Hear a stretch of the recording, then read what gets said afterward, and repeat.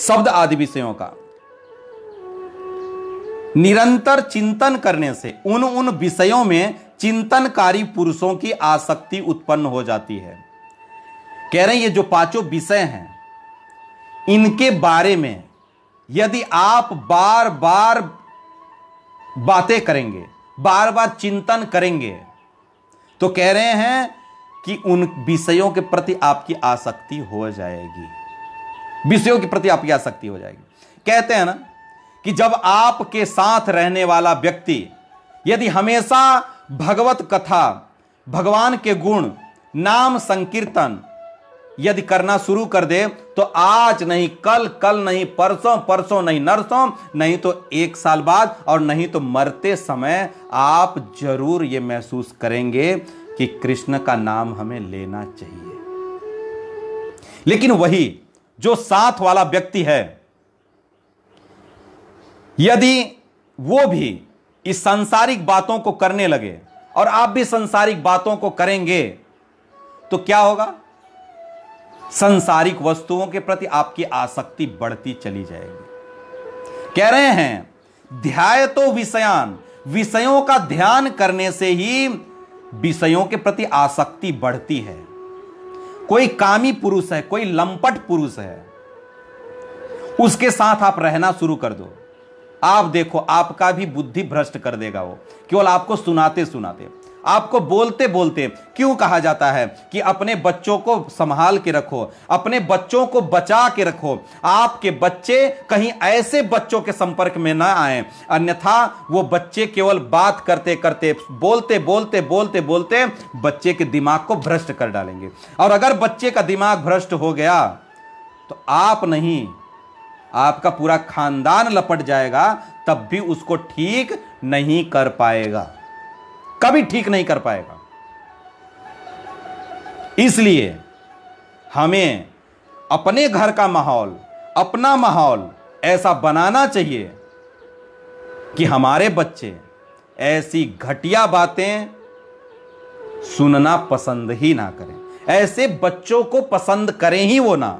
लेकिन यदि हमारी ही आसक्ति यदि विषयों के प्रति अधिक है, तो भाई बच्चा तो सुन ही रहा है, दिन रात कुछ ना कुछ तो घर में सुन ही लेता है वो बात।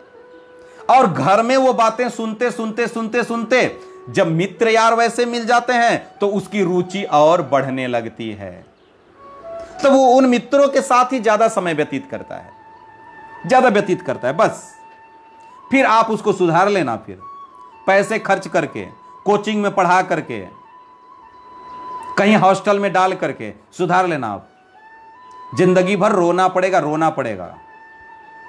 इसलिए सुधार केवल आप ही सकते हैं, सुधार केवल आप सकते हैं, वो भी अपने संग से, अपने संग से आप उसको सुधार सकते हैं, अन्यथा और कोई रास्ता नहीं है, और कोई रास्ता नहीं है। इसलिए खुद को बनाना चाहिए और घर का माहौल ऐसा बनाना चाहिए कि कृष्ण की चर्चा हो, कृष्ण की कथा हो, कृष्ण का नाम संकीर्तन हो, हमारी रुचि इसमें बढ़े, अन्य विषयों में हमारी रुचि न बढ़े। इसलिए कह रहे हैं ध्यायतो विषयान पुंस, जो मनुष्य विषयों का ध्यान करता है, संगस्तेषु उपजायते, उसका विषयों के प्रति आसक्ति बढ़ती जाती है, बढ़ती जाती है,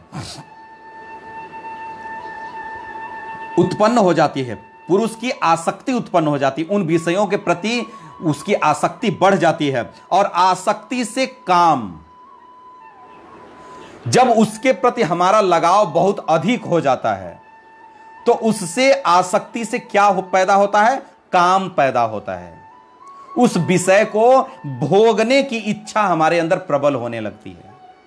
जब उस विषय को भोगने की इच्छा हमारे अंदर प्रबल होने लगती है, तो काम से क्रोध की उत्पत्ति होती है।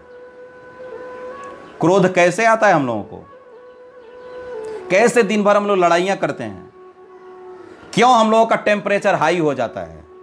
यही कारण है कि विषयों का खूब हम चिंतन कर रहे हैं, चिंतन कर रहे हैं, विषय का भोग करने की हमारे अंदर प्रबल इच्छा बढ़ी, और वो विषय की यदि हमें प्राप्ति ना हुई, कह रहे हैं आसक्ति से काम, और यदि काम से क्रोध की उत्पत्ति होगी। आसक्ति से काम आया हमारे अंदर, और काम की पूर्ति ना हुई या अधिक काम हमारे अंदर बढ़ गया तो उससे क्रोध हमारे अंदर बढ़ने लगता है, हमारा टेम्परेचर हाई हो जाता है। तब हम क्या करते हैं कि कहीं का गुस्सा कहीं ले जाकर के उतार देते हैं। गुस्सा दिलाई थी बीवी और जाकर के उतार दिए ऑफिस में बेचारे चपरासी के ऊपर। ऐसे लोग इतना घटिया होते हैं कि वहां तो तुम्हारा बस चला नहीं, वहां तो तुम्हारी बोलने की हिम्मत है नहीं, और तुम बेचारे जा करके एक बेचारे चपरासी के ऊपर अपना सारा गुस्सा उतार करके ठंडा हो गए। क्रोध विनाश का कारण होता है। आप के अंदर क्रोध आया, मेरा कहने का तात्पर्य है, जो मैंने कहा कि पत्नी के ऊपर यदि गुस्सा आदमी का हो तो वहां यदि गुस्सा ना उतार पाए तो वो अपने ऑफिस में अपने कहीं दोस्त यार के कहीं जाकर के उस गुस्से को उतारता है। कहने का तात्पर्य है कि गुस्सा जो होता है वो व्यक्ति के लिए विनाशकारी होता है, विनाशकारी होता है। अब देखो, आप अपना गुस्सा फालतू में जाकर के चपरासी के ऊपर उतार दिए। चपरासी की नजरों में जो साहब बने थे, साहब बहुत अच्छे हैं, तुम्हारा गया ना इमेज, गया कि नहीं? कहां से गया? विषय का चिंतन किए, चिंतन से आसक्ति बढ़ी, आसक्ति से काम आया और काम से क्रोध आया और क्रोध से तुम्हारी इमेज चौपट हो गई। तो क्रोध हमारे विनाश का कारण है, विनाश का हमारे कारण है। क्रोध हमें बहुत जल्दी आता है, क्रोध हमें बहुत जल्दी आता है।